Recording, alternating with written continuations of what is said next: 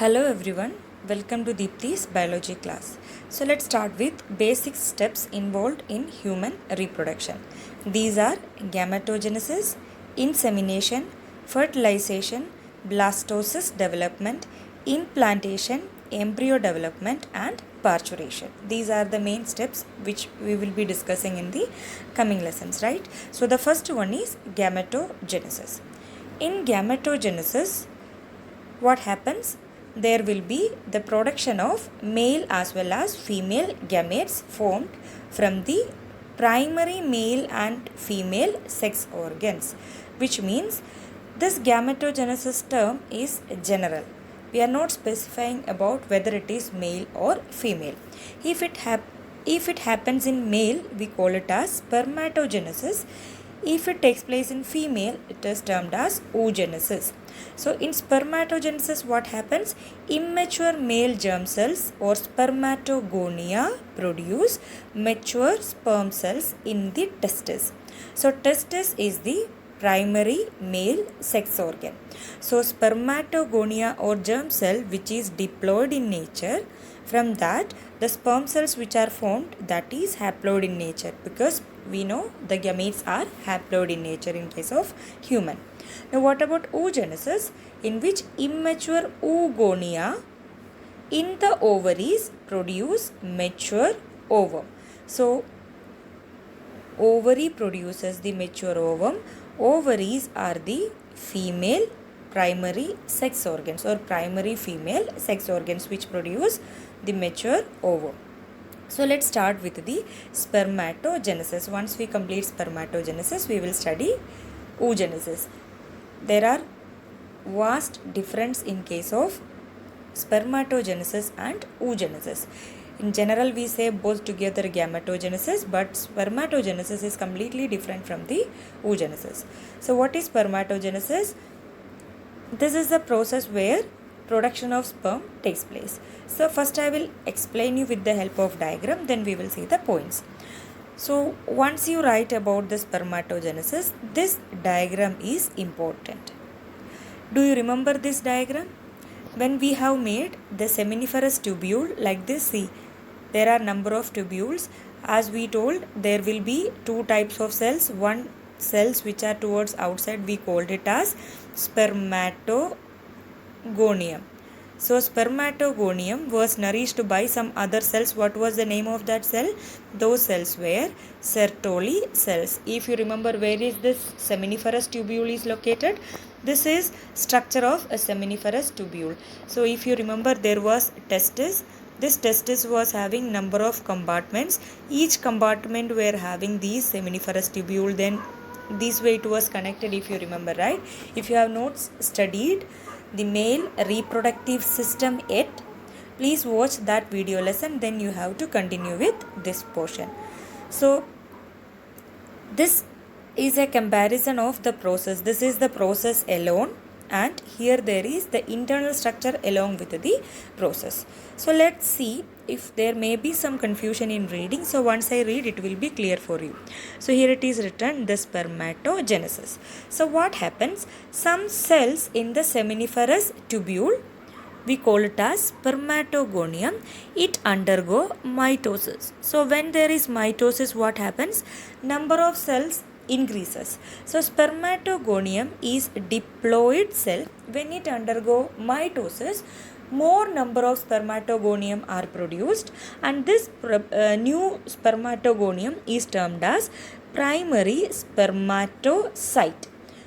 One, when we are talking, it is primary spermatocyte, because we are talking only about one spermatogonium. So spermatogonium undergoes mitosis. What it forms, we call it as primary spermatocyte. So primary spermatocyte is diploid in nature. Why it is diploid? The division was mitotic division. Do you remember this diagram? Please, you have to watch where the seminiferous tubule is located. Again, I am reminding you, testis session when we talk, there was outer this, if you remember, there were membranes which were there, right? Tunica albuginea was an irregular membrane. So there were compartments were present. In each compartment there were this thickly arranged or tightly packed tubules were there, right?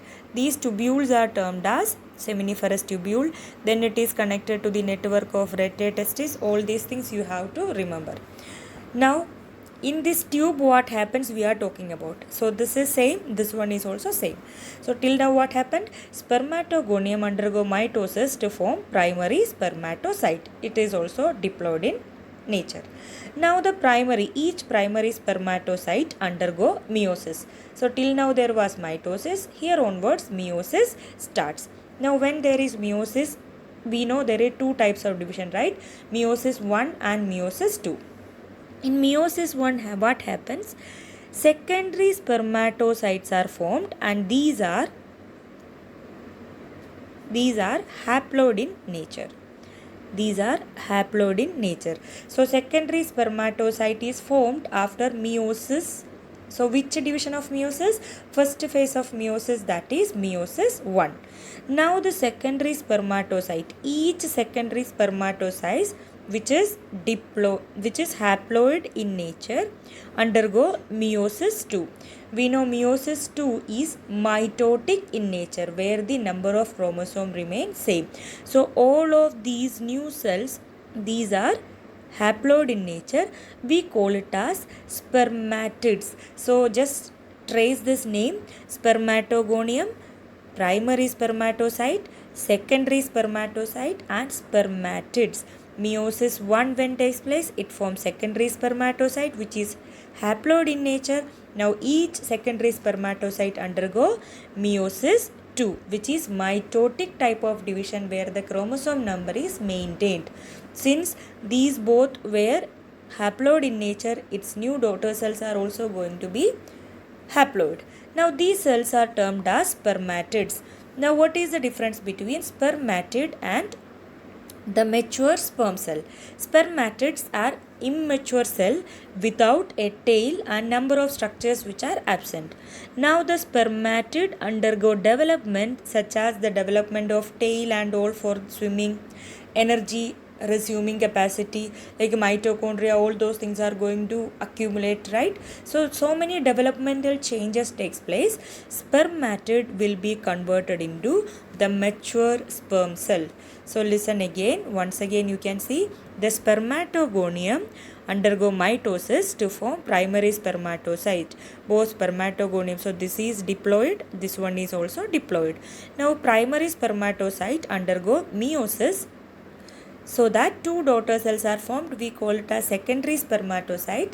Since the division is meiotic, these daughter cells are going to be haploid, right? Half number of chromosome. Now secondary spermatocyte undergo again meiosis, second phase of meiosis, that is meiosis 2. Here the number of chromosome maintained. As a result, 4 daughter cells or spermatids are formed, right? All of them are haploid in nature. Now the spermatid undergoes some changes. As a result, it will be converted into mature sperm cell. Now the same thing can be traced in this diagram also. If you make this as a complete this way, you can understand, right? So what will be there? This is the wall, outer wall, right? This is the outer wall of the seminiferous tubule.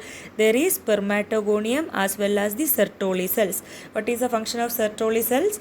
To nourish all these new cells which are formed, right? Spermatogonium undergo primary spermatocyte, then there will be secondary spermatocyte, then spermatid will be there. So it is scattered here and there. There is no exact order. It will be different types of cells you can locate. So some of cells which are towards this membrane we call it as spermatogonium. Then all these small cells we call it as Sertoli cells. The initial cells are the primary spermatocyte. Then near to that there will be secondary spermatocyte. Then spermatids can be there. Later it is converted into spermatozoa or the mature sperm cells. So let's see the process. Right, so the process of spermatogenesis begins at puberty and proceeds as follows. So remember this one, spermatogenesis starts at puberty, but oogenesis starts at the embryonic stage itself. Now the spermatogonia multiply by mitosis to increase in number. They are present in the inner wall of the seminiferous tubule.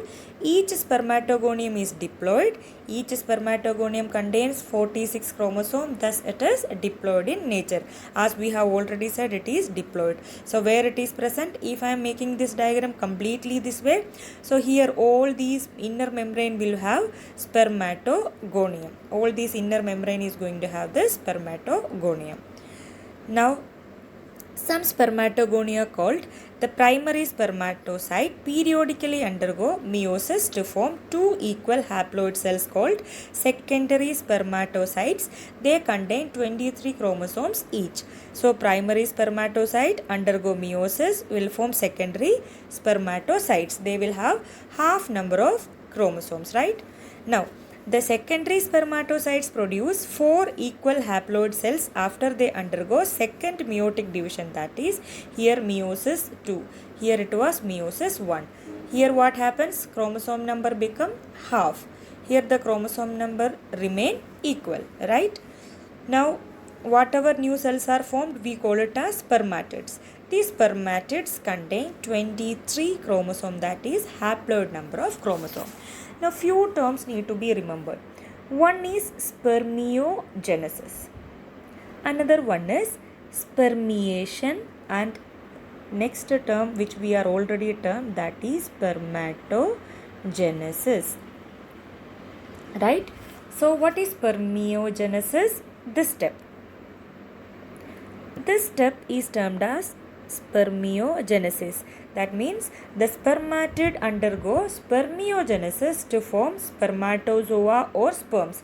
This structure is an oval structure or round structure without a tail and all, right? We know the structure of the mature sperm. That conversion of spermatid from the immature stage to the matured sperm is termed as spermiogenesis. Now the sperm heads are embedded in the Sertoli cells. So here you can see these Sertoli cells are there. The head of the sperm, these blue structures are the head, right? These are embedded in the Sertoli cells. Why? Sertoli cells nourishes the mature sperm. Now what happens? They finally released from the seminiferous tubule by the process called spermiation, which means if the sperms are produced, just look at this diagram, if the sperms are produced here in the seminiferous tubule, this has to be released from the seminiferous tubule, right? So if I make this diagram as it is, here now these sperms are formed, the sperms need to be released out, right? That process is termed as spermiation. So spermatogenesis is this entire things, complete development of sperm. Now what about spermiogenesis? This much, conversion of spermatid into mature sperm. What about spermiation? The releasing of these mature sperm from the seminiferous tubule so that it can travel through different sperm duct. Later it can be transferred to the female sex organ, right? Or the female vagina, we can say, for the, or by the process copulation, right? Or coitus, we can say. Now this, as we have already discussed, right? It is a repetition only. So till now we have seen what is gametogenesis, definition of spermatogenesis and oogenesis. Then what is the process in detail. Here we have studied different types of division and the tracing of the number of chromosome. I am repeating. If you are unable to read this diagram what it is written here, just you can refer your textbook. It is exactly given as it is given in your textbook. You can refer to that one. So this diagram is important, and these both are same. One is the structural one within the structure, and this is only tracing a single spermatogonium. In the next lesson we will see, or the next video lesson we will see, the structure of a matured sperm. Thank you so much for watching.